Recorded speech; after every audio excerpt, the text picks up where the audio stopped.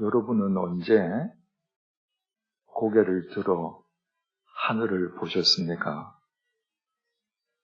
여러분이 집에 계실 때, 자동차를 타고 이동하실 때, 사무실에서 일하실 때, 길을 걸을 때, 언제나 하늘은 여러분 위에 있습니다. 여러분이 하늘 아래 태어나신 이래 단 한 번도 하늘이 여러분 위에 없었던 적이 없습니다. 그런데 여러분들은 언제 의지를 갖고 하늘을 보신 적이 있습니까? 어둠을 밝히는 여명의 빛, 그리고 저녁 서쪽 하늘을 벌겋게 물들이는 석양의 빗소리를 들어보신 적이 있습니까? 여러분은 언제 고개를 숙여 땅을 보신 적이 있습니까? 제가 말씀드리는 땅은 아스팔트를 의미하지 않습니다. 아스팔트와 땅의 근본적인 차이는 생명의 유무 여부입니다. 아스팔트에는 생명이 없습니다. 아스팔트 위에는 풀 한 폭이 꽃 한 송이도 나지도 피지도 못합니다. 그러나 땅은 생명 그 자체입니다. 모든 생명이 땅에서 솟구쳐 오릅니다. 그 대지에서 솟아오르는 생명의 향기와 생명의 온기를 여러분의 온 심장을 다해서 느껴보거나 맡아보신 적이 있습니까?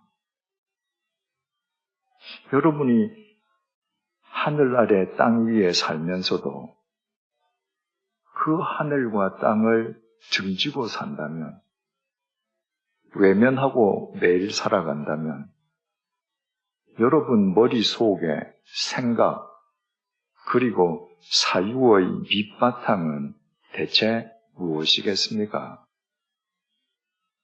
하늘과 땅을 외면하고 살아가는 여러분들의 마음속에 가득 차 있는 것은 또 무엇이겠습니까? 하늘과 땅을 등지고 살아가는 여러분의 믿음은 과연 하나님의 말씀 앞에서 자기를 부인하는 참된 믿음, 살아있는 믿음이라고 말할 수 있겠습니까? 하늘도 땅도 아예 생각지도 않고 살아간다면 그 사람이 새벽부터 저녁까지 아무리 땀 흘리며 수고하고 열심히 살아간다 할지라도 그 삶이 과연 생명의 삶일 수 있겠습니까? 성경은 하나님께서 우리에게 주신 하나님의 말씀입니다. 그 성경은 하나님께서 태초에 가장 먼저 하신 일이 무엇인지 우리에게 밝혀줍니다. 창세기 1장 1절 말씀입니다. 태초에 하나님이 천지를 창조하시니라. 태초에 하나님이 가장 먼저 하신 일은 천지, 하늘천, 다지, 하늘과 땅을 만드신 것입니다. 그 속에서 살아갈 인간들, 우리를 위함이십니다. 하나님께서는 인간을 저 지하 세계, 저 땅 밑에서 살게 하시지 않았습니다. 하나님께서는 우리를 저 허공, 우주의 흑암 속에 갇혀 살게 하시지 않았습니다. 하나님께서는 우리를 하늘 아래 땅 위에서 하늘을 보고 땅을 보면서 살게 하셨습니다. 하늘을 보고 땅을 보며 살아갈 때에만 사람이 사람다울 수 있기 때문입니다. 그 이유가 무엇이겠습니까? 요한복음 1장 1절에서 3절 말씀입니다. 태초에 말씀이 계시니라. 이 말씀이 하나님과 함께 계셨으니 이 말씀은 곧 하나님이시니라. 그가 태초에 하나님과 함께 계셨고 만물이 그로 말미암아 지은 바 되었으니 지은 것이 하나도 그가 없이는 된 것이 없느니라. 우리가 잘 아는 말씀입니다. 하나님은 말씀이십니다. 태초에 하나님이 천지를 만드셨는데 말씀으로 만드셨습니다. 하나님께서 말씀으로 하늘을 만드셨습니다. 하나님께서 말씀으로 땅을 만드셨습니다. 하나님께서 말씀으로 하늘에 있는 모든 천체를 만드셨습니다. 하나님께서 말씀으로 땅에 있는 모든 것을 만드셨습니다. 하나님께서 말씀으로 우주 만물을 만드셨기 때문에 우주 만물은 지금도 하나님의 말씀을 그대로 투사하고 있습니다. 우주 만물은 그대로 하나님의 법칙 속에서 운행되고 있습니다. 우리는 흔히 자연의 법칙이라고 말을 합니다. 여러분, 자연의 법칙이 뭡니까? 말씀으로 우주 만물을 창조하신 하나님의 법칙입니다. 그러므로 인간은 하나님의 말씀을 투영하는 하늘을 보고 하나님의 말씀을 반영하는 땅을 볼 때 하늘과 땅에 충만한 하나님의 생명, 하나님의 말씀, 하나님의 법칙을 의식하면서 살아갈 때에만 인간다울 수 있습니다. 그래서 하나님께서는 인간을 하늘 아래 땅 위에서 살게 하셨습니다.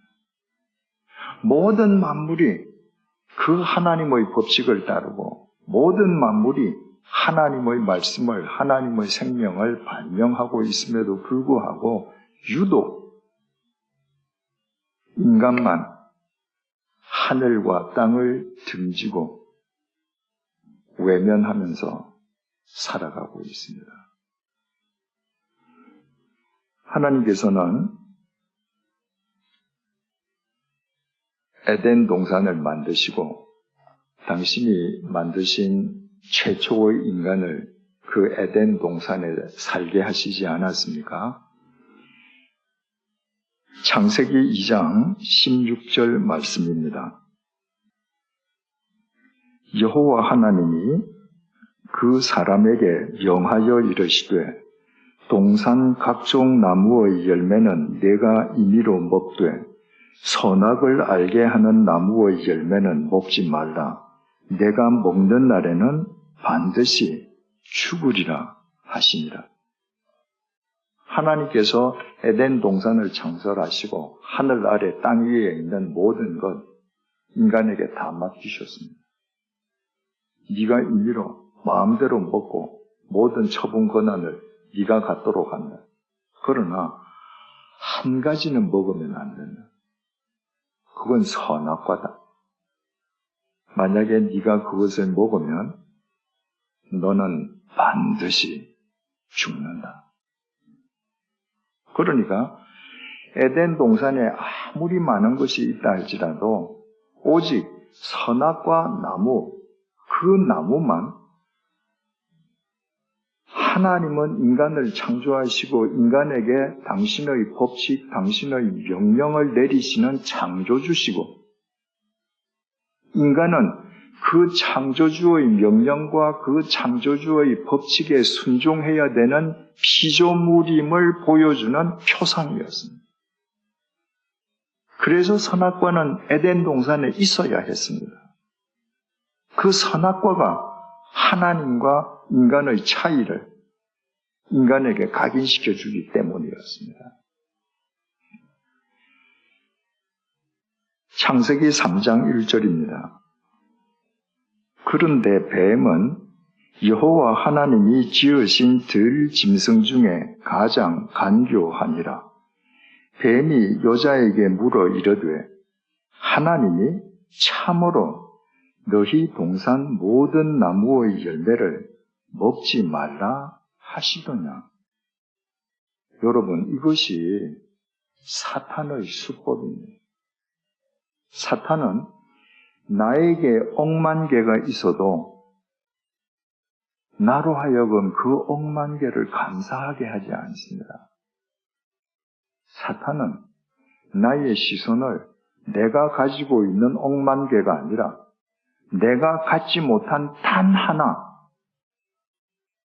없어도 아무 상관없는 단 하나에 내 시선이 고정되게 합니다. 억만 개가 있어도 나에게 없는 그 하나 때문에 불평하고 원망을 터뜨리게 하고 그 하나에 사로잡혀서 내 목숨을 걸게 만듭니다.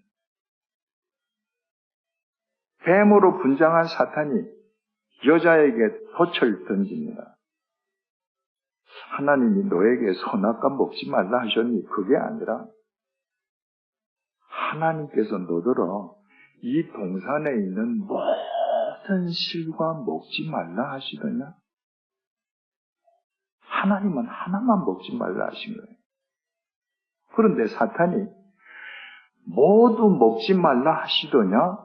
라고 질문을 던짐으로써 인간으로 하여금 진짜 하나 그거 왜 못 먹지? 하나님께서 이왕 주시면 다 먹게 하시지. 그 하나 먹으면 안 될까? 그 하나에 집착하게 만들어버렸어요. 여자가 대답합니다.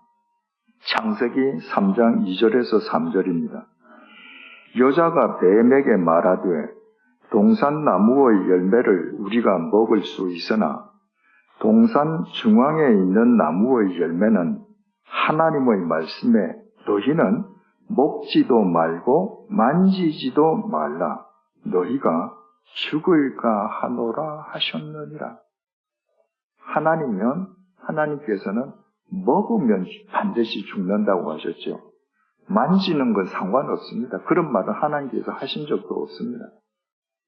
그런데 먹지도 말고 만지지도 말라 네가 반드시 죽는다가 아니라 너희가 죽을까 하노라. 지금 인간은 반드시 죽으리라는 하나님의 말씀을 왜곡했습니다. 이미 먹지 말라는 하나의 선악과에 꽂힌 거예요. 이미 그 나무에 집착하는 거예요. 먹고 싶은 마음이 동한 겁니다. 설마 죽겠니? 그래서 죽을까 하노라. 그걸 사탄이 놓치겠습니까? 창세기 3장 4절에서 5절입니다. 뱀이 여자에게 이르되 너희가 결코 죽지 아니하리라. 너희가 그것을 먹는 날에는 너희 눈이 밝아져 하나님과 같이 되어 선악을 알 줄 하나님이 아시니라. 하나님은 이것을 먹으면 반드시 죽으리라 말씀하셨어요. 사탄은 결코 죽지 않아요. 하나님이 왜 너희들더러 그거 먹지 말라 하신 줄 아니? 너희가 그거 먹으면 너희도 하나님이 될 수 있기 때문에. 너 그거 먹으면 네가 하나님 되는 거예요. 그 사이에 인간은 반드시와 결코 사이에서 인간은 언제나 깝니다. 하나님 말씀 지킬까 말까, 순종할까 말까. 결국 인간은 사탄의 말을 쫓았습니다. 결코 죽지 않는다는 그 말을 쫓아서 선악과를 먹었습니다. 왜? 스스로 하나님이 되기 위함이었습니다. 여러분, 신약 성경에 교만하다는 말이 나오지 않습니까? 그 교만하다는 말을 헬라 말로 히시오라고 표현합니다. 그 동사의 본래의 뜻은 부풀리다는 의미입니다. 여러분, 고무풍선을 생각해 보십시오. 고무풍선은 작지 않습니까? 거기에다가 내가 휙 하고 입바람을 불면 고무풍선이 마구 커지죠. 본래 나는 납작한 고무풍선, 바람 빠진 풍선, 그게 나예요. 근데 거기에다 헛바람을 넣어가지고 나보다 더 크게 만드는 것, 이게 교만입니다. 지금 사탄의 유혹에 빠진 인간이 교만에 빠진 거예요. 어떻게 인간이 하나님이 됩니까? 스스로 자기를 부풀려서 하나님의 자리에 앉히기 위해서 선악과를 먹었습니다. 여러분, 집착하면 눈을 잃는다는 말이 있습니다. 무엇이든지 사람이 한 가지에 집착하면 집착하는 대상 이외에는 아무것도 그 사람 눈에 보이지 않는다는 거예요. 노름에 집착한 사람들을 노름꾼이라 그러지 않습니까? 노름꾼을 생각해 보세요. 노름판 이외에는 그의 눈은 모든 것을 다 잃었습니다. 그러니까 아내의 생활비도, 자식의 대학 등록금도 다 가지고 갑니다. 다 탕진합니다. 심지어 집 문서도 팝니다. 이 내 가족들이 같이 살아야 되는 집 문서 잡힙니다. 그리고 노름해요. 왜? 이미 눈을 잃었기 때문에. 사탄의 유혹에 선악과에 집착한 인간은 이미 눈을 잃어버렸습니다. 그래서 선악과를 먹고 스스로 하나님이 되었습니다. 여러분, 만약에 이 순간에 이 하와가 하늘을 보았더라면, 그 하와가 고개를 숙여서 땅을 보았더라면, 그 하늘과 땅, 우주 만물을 창조하신 하나님 앞에서 자기는 티끌밖에 되지 않는 존재인데 감히 스스로 하나님이 되려고 자기에게 헛바람을 넣어서 부풀릴 수 있었겠습니까? 만약에 그때 하와가 하늘을 보았더라면, 땅을 보았더라면 그 가운데 있는 모든 것을 하나님께서 너 다 가져라. 너 다 먹어라. 그 주신 하나님을 생각하면서 하나님께 범사에 감사하지 않았겠습니까? 오히려 하나님께서 먹지 말라 하신 그 선악과는 하나님의 명령을 준수하기 위해서 거들떠 보지도 않지 않았겠습니까? 그러나 선악과에 집착하면서 눈을 잃은 그 하와에게는 하늘이 보이지 않았습니다. 땅이 보이지 않았습니다. 그리고 선악과를 먹었습니다. 하나님의 말씀을 왜곡의 단계를 넘어서 아예 부정해버렸습니다. 그 이후부터 모든 인간은 스스로 하나님이 되었습니다. 스스로 자기 인생의 주인이 되었습니다. 하나님의 법칙을 따르는 것이 아니라 자기 법칙을 따르는 겁니다. 자기 법칙이 뭡니까? 자기 욕망의 법칙입니다. 쇠에서 나온 녹이 쇠를 잡아 먹어버리듯이 마음에서 나온 인간의 욕망이 인간의 생명을 갉아 먹어버립니다. 그렇게 욕망의 노예가 되고 스스로 하나님이 된 인간들이 이 세상을 살아가니까 다 자기가 옳고 자기가 하나님이라고 생각하는 사람들이 부딪히고 살아가는 이 세상에 평화가 있겠습니까? 이 세상에 정의가 있을 수 있겠습니까? 이 세상에 불의가 판을 치고 이 세상에 죄악이 관영하는 것은 당연한 희열밖에 없습니다. 그리고 사람이 아무리 열심히 살아도 매일매일 수고하면서 매일매일 억만금을 벌어들인다 할지라도 그 삶은 매일매일 죽음의 삶밖에 되지 않습니다. 왜? 죄의 삭은 사망이거든요. 그래서 다 죽습니다. 죽음 앞에서 다 공평합니다. 인간이 엮어가는 그 죽음의 세상 속으로, 인간이 만들어가는 그 죽음의 역사 속으로 예수 그리스도께서 들어오셨습니다. C.S. 루이스의 표현을 빌리자면 인간 역사 속으로 하나님이 침투해 들어오셨습니다. 모든 종교는 인간이 신을 찾아가야 합니다. 그런데 우리 예수 그리스도 성자 하나님은 하늘나라로 너희들 나에게 올라오려는 것이 아니라 그분이 인간 세상 속으로 침투해 들어오셨습니다. 어떤 인간 세상? 하늘과 땅의 법칙을 외면하고 스스로 하나님이 되어서 온갖 불의와 죄악 속에 살면서도 그것이 불이고 죄악인지 알지도 못하고 매일매일 죽어가는 인간 세상 속으로 성자 하나님이 침투해 들어오셨습니다. 그분이 공생애 3년 동안 하신 많은 것 가운데에 오늘의 주제와 관련해서 4가지만 생각해 보겠습니다. 예수님께서 공생애를 시작하시면서 첫째, 가장 먼저 행하신 일이 광야에서 40일 동안 금식하신 것입니다.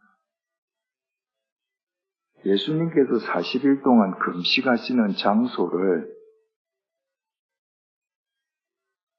요단강이 흐르는 강변으로 잡지 않으셨습니다. 40일 동안 흘러가는 그 물살을 감상하시는 자리를 택하신 것이 아닙니다. 예수님께서 금식하시는 장소를 저 흐름온 산정을 잡아서 눈도 보시고 그 아래에 나무도 보시고 그렇게 자연 경광을 즐기시는 그런 장소를 택하시지 않았습니다. 예수님께서는 40일 동안 광야에서 금식하셨습니다. 그게 공생의 시작이에요. 여러분, 광야는 아무것도 없습니다. 아무것도 없기 때문에 광야는 하늘과 땅만 보입니다. 아무것도 없기 때문에 광야는 하나님과 땅만 보이고 그 너머에 하나님만 보입니다. 하나님은 말씀이십니다. 광야는 아무것도 보이지 않기 때문에 하늘과 땅만 보이고 그 너머에 말씀이신 하나님, 그 말씀만 내게 충만한 곳입니다. 그곳에서 주님께서 40일을 금식하셨습니다. 금식이 끝나고 주님께서 죽이셨습니다. 여러분, 금식해 보신 적 있습니까? 저는 30대, 40대에 일주일씩 금식을 여러 차례 해봤습니다. 금식 굉장히 어렵습니다. 굉장히 고통스럽습니다. 제 경우에는 사흘째 되는 날 고통이 정말 말할 수 없었습니다. 저는 20대 때에 육식을 잘 못했습니다. 그래서 해외에 출장 다니면서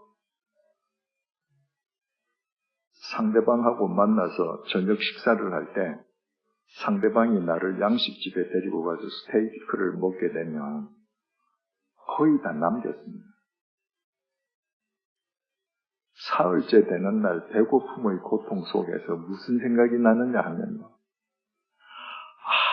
그때 런던에서 그 식당에서 그 소고기를 다 먹었더라면 지금 1분을 더 버틸 텐데 먹는 거 앞에서 인간이 얼마나 치사한지 절감합니다. 그렇게 고통스럽습니다.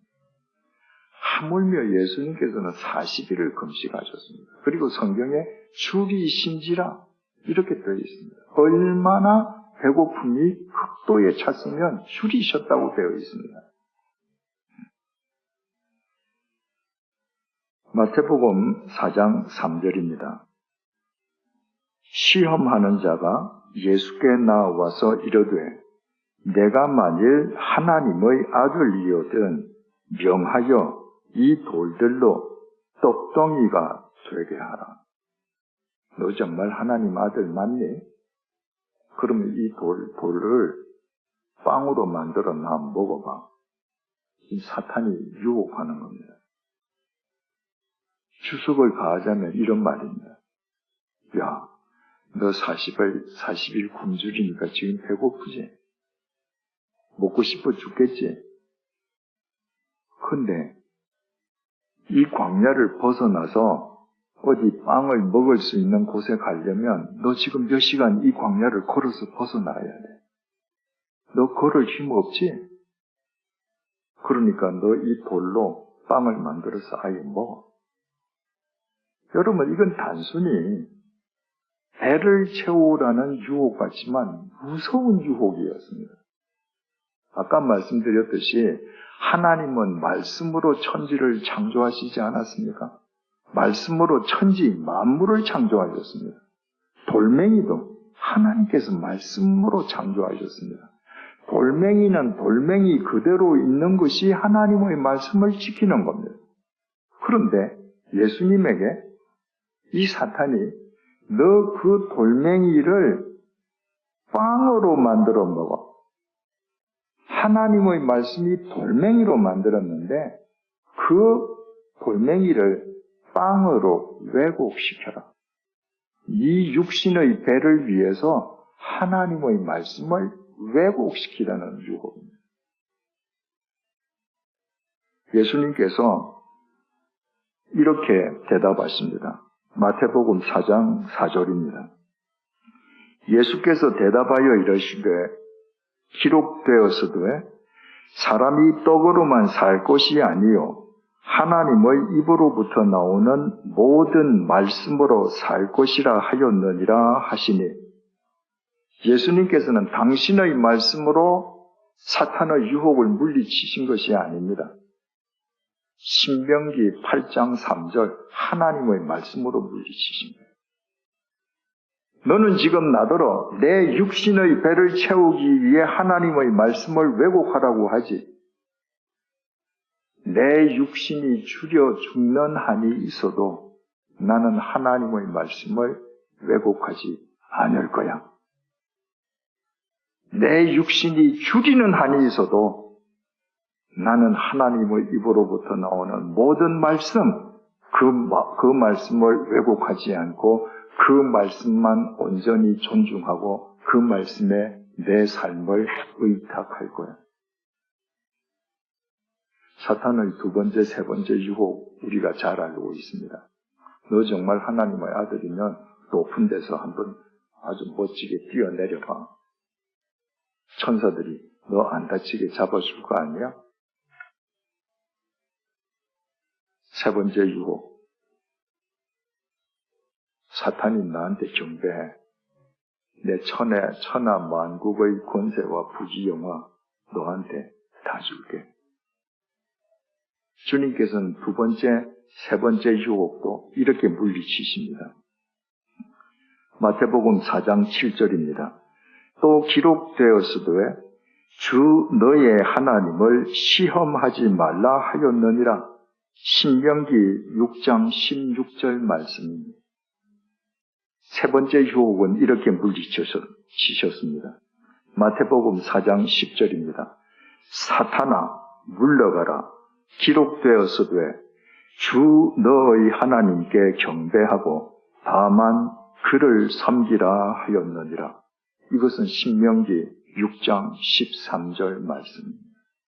지금 40일을 줄이시고 극심한 굶주림의 고통 속에 있으신데 주님께서는 말씀으로 사탄의 유혹 세 개를 다 물리치셨습니다. 이 장소가 어디입니까? 광야입니다. 광야. 광야는 하늘과 땅만 보입니다. 하늘과 땅만 보이기에 그 하늘과 땅을 창조하신 하나님만 보입니다. 하나님은 말씀이시기에 하나님의 말씀만 내 속에 담기는 곳입니다. 주님께서 공생애를 시작하시면서 이 광야에서 행하신 일들을 통해서 우리에게 주시는 메시지가 뭡니까? 하늘과 땅을 바라보는 광야의 마음을 지닌 사람의 속에만 하나님의 말씀이 담긴다는 거예요. 여러분, 전 세계 어디를 가나 한인 그리스도인들의 성경 공부 열심은 참 대단합니다. 얼마나 우리 성경 공부 열심히 합니까? 근데 왜 예배당 밖 삶의 현장에서 우리가 말씀대로 살지 못합니까? 우리 마음속에 말씀이 담겨 있지 않기 때문에.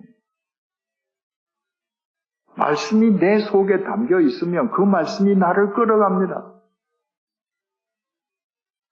그 말씀을 내 속에 담게 하기 위해서는 성경을 많이 읽는 거 그게 아니라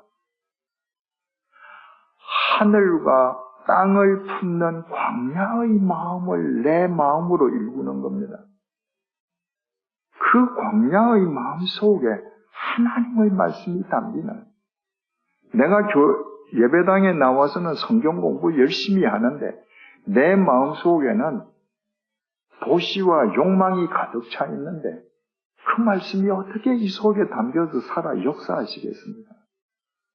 그러나 내 마음이 아무것도 보이지 않기에 하나님만 보이는 광야가 될 때 하나님의 말씀이 내 마음속에 담기고 그 말씀이 내 삶을 통해 인카네이션, 육신을 잇는 것입니다.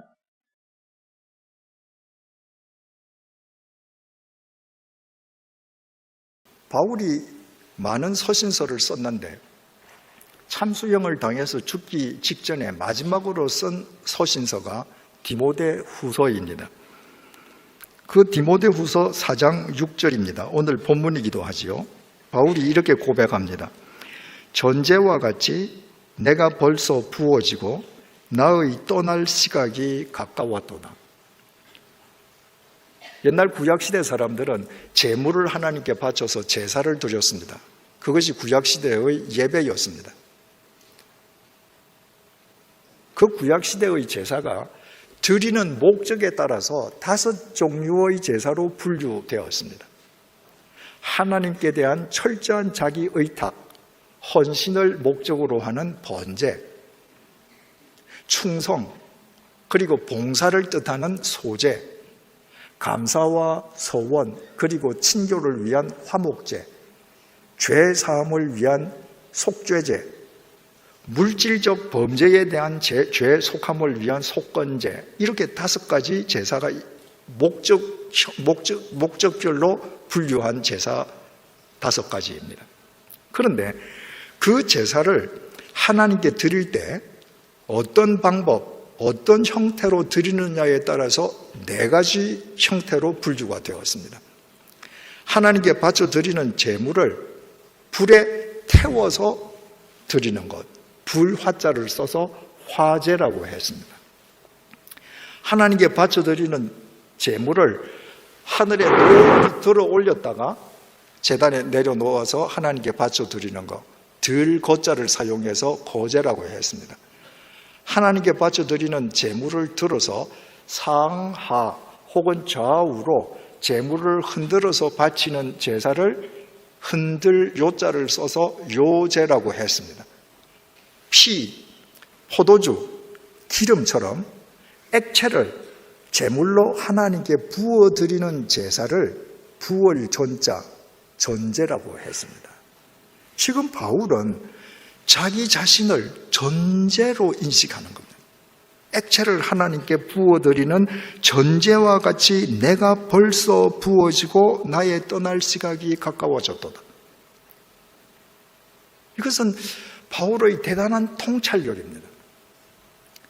여러분, 구약시대에 전제로 제사를 드리는 것이 그 제물을 피, 포도주, 기름과 같은 액체를 부어드리는데 반드시 피, 기름, 포도주가 아니더라도 액체를 그릇, 제기에 넣어서 부으면 우리 눈으로 볼 수가 있어요. 액체를 따르면 따르는 만큼 그 그릇 속의 공간이 점점 더 커집니다. 지금 바울은 자기 인생을 전제, 액체를 붓는 전제로 여기고 자기 인생을 눈으로 보는 거예요. 아, 내 인생을 내가 이만큼 지금 쏟아부었어. 그릇 안이 텅 비어있네. 전제와 같이 내가 벌써 다 부어져서 이제 나는 세상을 하직할 때가 다 되었네. 바울은 인생을 전제로 인식한 것입니다. 이것을 요즘 시계로 표현한다고 하면 바울은 인생을 아날로그나 디지털 시계가 아니라 모래시계로 인식했다는 말입니다. 아날로그 시계는 초침, 분침, 시침 세 개의 바늘이 시계판 위를 무한 반복해서 회전하는 겁니다. 디지털 시계는 0부터 59까지의 숫자가 무한 반복으로 나타납니다. 그래서 디지털 시계든 아날로그 시계든 그 시계를 보면 계속 오는 시간만 나타납니다. 지나간 시간은 나타나지 않습니다. 그 시계를 보고 내가 바울처럼 내 인생이 전제처럼 다 부어졌네? 아날로그 디지털 시계에 절대 나타나지 않습니다. 디지털 시계와 아날로그 시계에는 오는 시간만 계속 1초 1초 나타나기 때문에 그 시계를 보면 마치 내가 1000년 만년 살 것처럼 착각하게 만듭니다. 그런데 모래시계는 형태부터 다릅니다. 모래시계는 삼각형의 유리병이 역방향으로 서로 엇물려 있습니다. 밑 유리병에 모래가 가득 차 있습니다. 한 인간이 태어난 순간입니다. 태어난 순간부터 그 모래시계 위에 있는 모래가 아래로 떨어지기 시작합니다. 모래시계의 특성은 모래시간만 떨어진 시간의 공간이 눈으로 확인된다는 것입니다. 여러분, 저는 제 인생 모래시계가 제 눈에 보입니다. 제 인생 모래시계 윗 유리병은 만 70년 2개월 21일만큼 텅 비어 있습니다. 그 시간은 절대 리필되지 않습니다.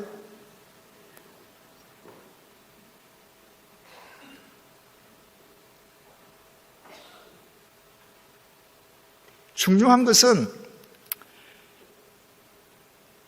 세상의 모래시계는 모래가 떨어지면 떨어지는 만큼 빈 공간이 점점 늘어나는데 거기에 밑부분에 남아있는 모래도 보여요. 인생 모래시계는 지나간 시간은 70년 2개월 4일만큼 텅 빈 공간이 보이는데 남아있는 날은 안 보인다는 겁니다. 여러분, 모래시계의 시간이 얼마나 빨리 떨어지는지 아시죠? 모세가 정말 그 세월이 얼마나 빨리 날아가는지 고백하면서 신속히 가니 우리가 날아간다 그러잖아요. 새가 날아가는 속도로 지금 시간이 떨어져요. 그런데 그 유리병 위에 도대체 하루가 남았는가? 이틀이 남았는가? 사흘이 남았는가? 이거 알 수가 없습니다. 인생이 아날로그 시계나 디지털 시계가 아니라 전제와 같이 모래시계라는 사실을 깨닫는 사람만 이미 모래시계 윗부분에서 사라져버린 시간의 공간을 확인하면서 그 공간이 크면 큰 만큼 오늘 하루가 주어진 이 시간의 절대적인 의미가 감사하지 않을 수가 없는 겁니다. 여러분, 그리스의 극작가 소포클레스가 이런 말을 하지 않았습니까? 그대가 헛되이 보낸 오늘은 어제 죽은 사람이 그토록 살기를 열망했던 내일이다. 여러분, 오늘 어떻게 사셨습니까? 헛되게 보냈습니까? 어제 죽은 사람이 그렇게 살기를 열망했던 내일입니다. 왜 여러분들 오늘 헛되게 살았습니까? 모래시계의 윗부분이 안 보이시니까 그런 거예요. 수십 년이 지금 텅 비었는데 또 하루가 주어졌다. 여러분, 봄이 되면 온 세상이 소생하지 않습니까? 도시에서는 봄을 온 몸으로 경험하기가 쉽지 않은 것 같습니다. 시골 가서 사니까요, 정말 봄이 되니까 눈이 부셔요. 여러분, 제가 사는 마을에도 90세 되시는 분들도 계신데, 그런 분들이 말입니다. 봄이 되어서 온 세상이 눈부신 초록색으로 옷을 입으면 봄이 온 걸 기뻐합니다. 근데 봄이 왔다는 건 뭐예요? 작년 겨울부터 봄까지 몇 달의 모래가 떨어졌다는 말입니다. 자기 모래시계에서 시계가 간 것은 생각 안 합니다. 봄이 온 것만 좋아합니다. 여러분들이 매일 눈에 보이는 것, 보기 아름다운 것에만 현혹되어서 산다면 지금까지 그렇게 살아온 것처럼 지나간 시간을 알지 못하고 지금 흘러내리는 모래 시간을 다 무의미하게 내버려 버릴 수 있습니다. 그러나 모래시계에서 지나간 시간의 텅 빈 공간을 보신다면 오늘 떨어지는 이 모래, 이 날이 폭풍이 부는 날이면 어떻습니까? 엄동설한이면 어떻습니까? 사흘에는 영하 20도의 날이면 어떻습니까? 어제 죽은 사람이 그렇게 살도록 살기를 열망했던 날이 노력하지 아니한 나에게는 오늘도 주어졌는데, 그렇다면 봄만 기뻐할 것이 아니라 겨울에도, 폭설 속에서도, 폭풍 속에서도 내가 그리스도인으로 주님의 말씀을 따라서 세상과 누구에겐가 기여하면서 살아가게 되지 않겠습니까?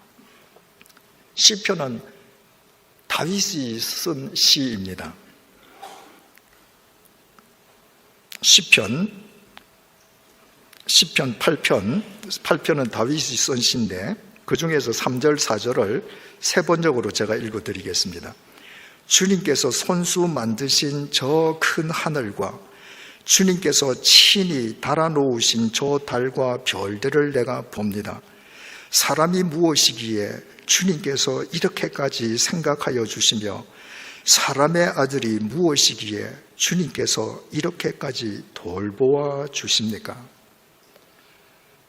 바울은 매일매일 하루하루가 주어진다는 것, 다윗은 그게 감격해서 주님께서 어떻게 사람을 이렇게 돌보아 주십니까? 하고 노래했습니다. 제가 아까 말씀드리지 않았습니까? 제 인생 모래시계는 이미 만 70년 하고도 더 많은 날들이 뻥 뚫려 있습니다. 앞으로 몇 날이 저에게 있을는지 저는 알지 못합니다. 그런데 아침에 일어나서 눈을 뜨면 또 하루가 제게 주어진 것입니다. 제 평생에 한 번도 맞아본 적이 없는 새날이 또 하루 주어졌습니다. 그래서 블라인드를 올리고 창밖을 내다볼 때 이 시편 8편은 다윗의 고백이 아니라 인간 이재철이 70년을 산 이재철이의 고백이 되는 것입니다. 주님께서 손수 만드신 저 큰 하늘과 주님께서 친히 달아놓으신 저 달과 별들을 내가 봅니다. 제 처리가 무엇이기에 주님께서 이렇게까지 생각하여 주시며 제 처리가 무엇이기에 주님께서 이렇게까지 돌보아 주십니까? 그 모래시계에 또 하루의 모래가 떨어지게 해주신 그 주님의 은혜를 내가 감사한다고 하면 비록 나이는 들고 병든 육체는 쇠퇴해 간다 할지라도 그래도 뭔가 오늘 또 하루 내가 발 딛고 있는 이 세상에, 내가 살고 있는 내 마을에 기여하는 삶을 살려고 애쓰지 않겠습니까? 여러분, 매일매일 하루하루가 여러분에게 주어지는데 여러분 인생이 모래시계라는 사실을 알지 못하고 매일매일 하루하루를 여러분의 욕망을 위해서 그냥 허투루 써버린다. 그런 인생이 부러움의 대상이 될 수 있을는지 모르겠습니다. 그저 호의호식하고 아무것도 안 하고 하고 싶은 것 다 하고, 그러나 하나님 보시기에 누구에겐가 기여하지 않고 살아가는 그런 인생은 이 세상에 쓰레기만 배출하는 인생에 지나지 않습니다. 제가 여러분들께 여쭤보겠습니다. 여러분들 태어나신 이래 오늘 이르기까지 깨끗한 물 얼마나 많이 마시셨습니까? 그 물 다 어디 갔습니까? 소변으로 버리셨죠. 여러분들 그동안 맛있는 음식 얼마나 많이 드셨습니까? 어디다 갔습니까? 화장실에서 다 버렸습니다. 여러분들 평생에 버린 종이는 얼마나 많습니까?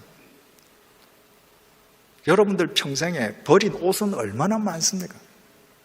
버린 구두는 얼마나 많습니까? 버린 가구는 얼마나 많습니까? 여러분 인생이 모래시계임을 알지 못하고 오늘 하루 주어진 이 하루가 누군가에게 기여해야 할 절대적인 의미의 날임을 알지 못한다면 여러분들이 아무리 많은 돈을 갖고 있어도, 여러분들이 주일마다 와서 봉사해도, 여러분들은 태어나서 죽을 때까지 여러분들이 돈이 더 많으면 더 많을수록 더 많은 쓰레기를 세상에 배출하면서 세상을 오염시키다가만 여러분들 인생은 끝납니다. 주님께서 그런 인생 기뻐하시지 않을 것은 두말할 나위가 없습니다. 세 번째로 인생은 입김입니다. 인생이 모래시계라고 했는데 세상의 모래시계를 보면 위에 있는 모래가 다 떨어지고 나면 아랫 유리병에 그대로 남아 있습니다. 그래서 인생이 모래시계라고 해도 뭔가 인생 시계가 다 끝나도 남는 것처럼 여겨집니다. 그러나 인생 모래시계는 그렇지 않습니다. 여러분들 잘 아시는 전도서 1장 1절에서 2절 말씀입니다. 다윗의 아들 예루살렘 왕 전도자의 말씀이라. 다윗의 아들이니까 솔로몬 아닙니까? 솔로몬이 뭐라고 했는가? 전도자가 이르되 헛되고 헛되며 헛되고 헛되니 모든 것이 헛되도다. 히브리 말은 중요한 사실을 강조할 때 부사가 있는데도 동일한 단어를 두 번 반복해서 사용합니다. 처음에는 굉장히 원시적인 언어처럼 여겨졌습니다.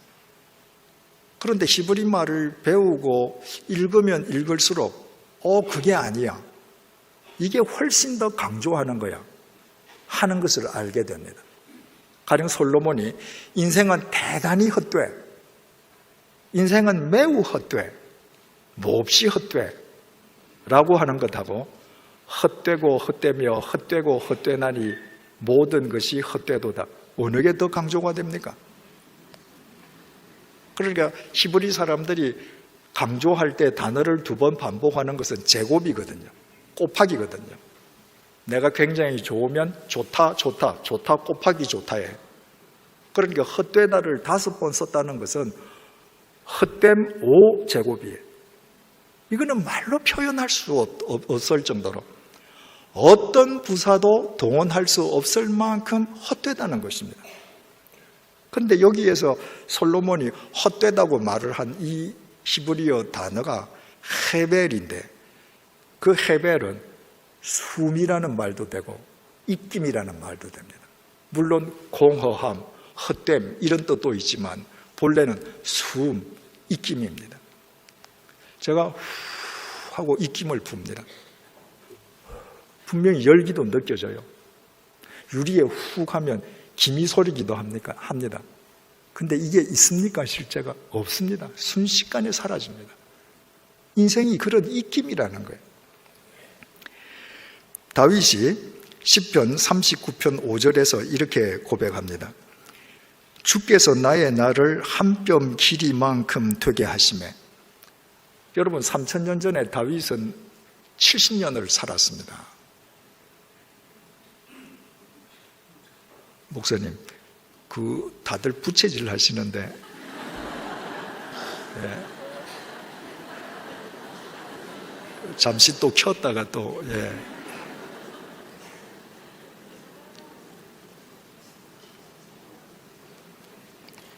(3000년) 전에 다윗이 70년을 살았는데 그 당시로서는 엄청나게 장수한 겁니다. 지금 100살보다 더 오랜 세상을 살았습니다.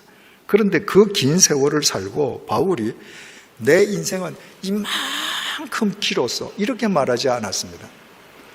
주께서 나의 날을 한 뼘 길이만큼 되게 하시며, 다윗에게 있어서 70년이라는 인생은 한 뼘밖에 안 되더라는 겁니다.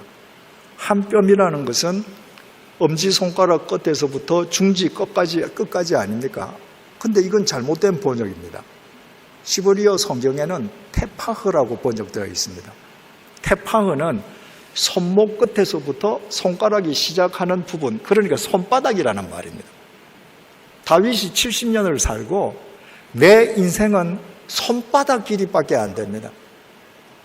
모래시계가 순식간에 끝난 겁니다. 나의 일생이 주 앞에는 없는 것 같사오니, 여러분 영원하신 하나님 앞에서 손바닥 정도밖에 되지 않는 70년이 이것이 있는 것이라고 이야기할 수 있겠습니까? 그래서 내가 산 이 기간은 영원하신 하나님 앞에서는 없는 것과 똑같다는 것입니다. 그가 든든히 서 있는 때에도 진실로 모두가 허사뿐이니이다. 든든히 서 있다. 이것은 나차աբ인데 전성시대라는 말입니다. 다윗에게도 전성시대가 있었습니다. 그런데 인생을 다 살고 되돌아보니까 자기 인생 전성시대에도 모든 것이 허사뿐이었다. 여기에서 허사라는 말이 헤벨입니다. 내가 되돌아보니까 내 인생의 전성시대라고 했던 그것이 입김에 지나지 않구나. 다윗은 또 시편 62편 9절에서 이렇게 고백합니다. 세 번적으로 읽어드릴게요. 신분이 낮은 사람도 입김에 지나지 아니하고, 신분이 낮은 사람, 가난한 사람, 그 사람 인생 입김에 지나지 않는다는 거예요. 그러면 좀 부자, 좀 힘 있는 사람은 인생이 뭔가 달라야 되지 않겠습니까? 그런데 이렇게 이야기합니다. 신분이 낮은 사람도 입김에 지나지 아니하고 신분이 높은 사람도 속임수에 지나지 아니하니. 나는 신분이 높기 때문에 입김에 지나지 않는 너보다 내 인생은 훨씬 중해, 훨씬 더 커, 더 무거워 라고 하면 그 사람은 스스로 속는 사람이라는 거예요. 신분이 약한 사람도 그 인생은 입김, 신분이 높은 사람도 입김, 가난한 사람도 입김, 부자도 입김이라는 거예요. 그들을 모두 다 저울에 올려놓아도 입김보다 가벼울 것이다. 여러분, 오늘날 72억 인구가 있습니다. 그 72억 인구한테 어느 날 몇 시, 몇 분, 몇 초에 다 똑같이 하늘을 향해서 후 하고 입김을 내뿜으라고 얘기했다고 하십시다. 그래서 내뿜었습니다. 그게 지금 남아 있습니까? 없습니다. 그래서 내가 지금 현재형으로 입김을 불 때 아직도 열기가 느껴지는 내 입김, 굳이 무게를 따지자면 72억 명의 사라진 입김보다 현재형의 내 입김이 더 무겁다고 말입니다. 이렇게 72억 명을 모아 놓아 보아야 입김인 인생은 아무것도 아니라는 말입니다. 여러분, 숨, 입김, 이게 아무 실체도 없이 헛된 것, 허망한 것의 상징 아닙니까? 그래서 성경은 또 인생을 이렇게 표현합니다. 시편 102편 3편 공동 번역입니다. 나의 세월은 연기처럼 사라지고, 자기 인생이 연기처럼 사라져 버리더라는 겁니다. 제가 사는 시골집 옆집에서 겨울에 딱 저녁 5시가 되면 장작으로 불을 뗍니다. 그러면 산 위에서 바람이 내려와서 그 연기가 다 우리 집 마당으로 들어와요. 그 연기 굉장히 센 것 같습니다. 그런데요, 그때 잠시뿐입니다. 순식간에 다 사라집니다. 여러분과 내 인생이 실체 없는 연기하고 똑같다는 겁니다. 입김하고 똑같다는 말인 것이죠. 야고보서 사도는 야고보 4장 13절 14절에서 이렇게 고백합니다. 들으라, 너희 중에 말하기를 오늘이나 내일이나 우리가 어떤 도시에 가서 거기서 1년을 머물며 장사하여 이익을 보리라 하는 자들아, 내일 일을 너희가 알지 못하는도다. 너희 생명이 무엇이냐? 너희는 잠깐 보이다가 없어지는 안개니라. 제가 사는 시골집이 해발 560m입니다. 그래서 안개가 자주 끼어서 보입니다. 그런데요, 제가 지금 8개월째 사는데 단 한 번도 솟아오른 안개가 그 모양 그대로 10분 이상 있는 안개를 본 적이 없습니다. 안개는 피어 올랐다고 하면 그냥 사라지고 다른 모양이 됩니다.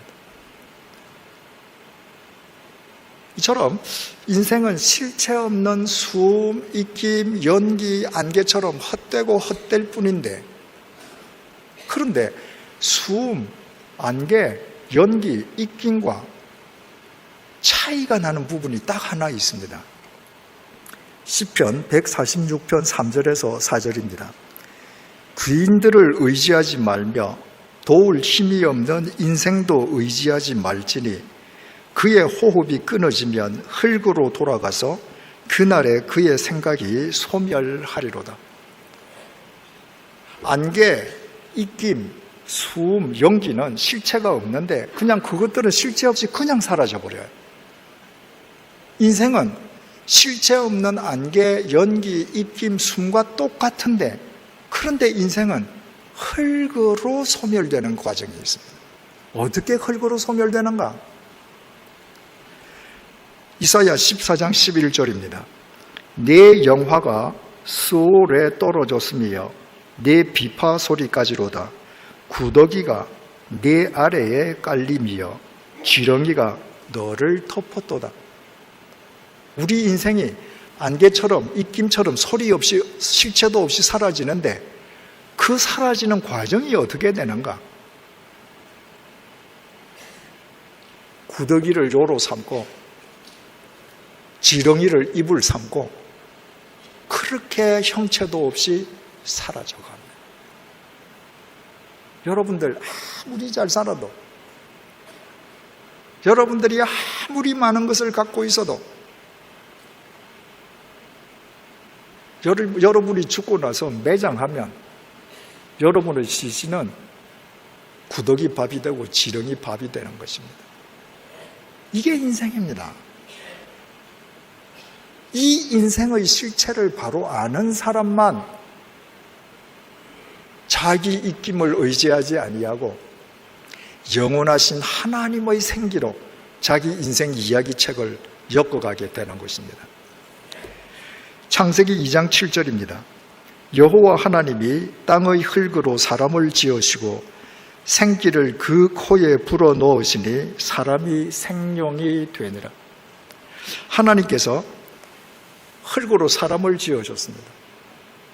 그리고 그 흙으로 만들어진 사람의 코에 당신의 생기를 후 하고 불어넣어 주셨습니다. 흙 플러스 하나님의 생기 이퀄 하나님의 생명이 되었습니다. 근데 인간이 죄를 짓고 하나님의 생기를 상실해버렸습니다. 생명에서 빼기 하나님의 생기를 하니까 남는 게 뭡니까? 흙밖에 안 남습니다. 그래서 천하장상도 그냥 구더기, 지렁이 밥이 되는 거로 그 인생은 안개처럼 입김처럼 소멸되는 겁니다. 그걸 안다고 하면 우리는 어떻게 해야 되겠어요? 본래 하나님께서 에덴 동산에서 흙의 코 속에 불어주셨던 그 생기 속에서 살아가야 되는 겁니다. 우리가 왜 기도합니까? 왜 성경 공부합니까? 경건 훈련이 왜 필요합니까? 우리의 육체가 구더기 밥이 될 때에도 우리를 영원히 살려주실 그 하나님의 생기를 힘입어 살기 위함이 아니겠습니까? 자기 인생이 입김에 지나지 않음을 깨닫는 사람만 매일매일 하나님의 생기로 자기 인생 이야기책을 엮어갈 수 있습니다.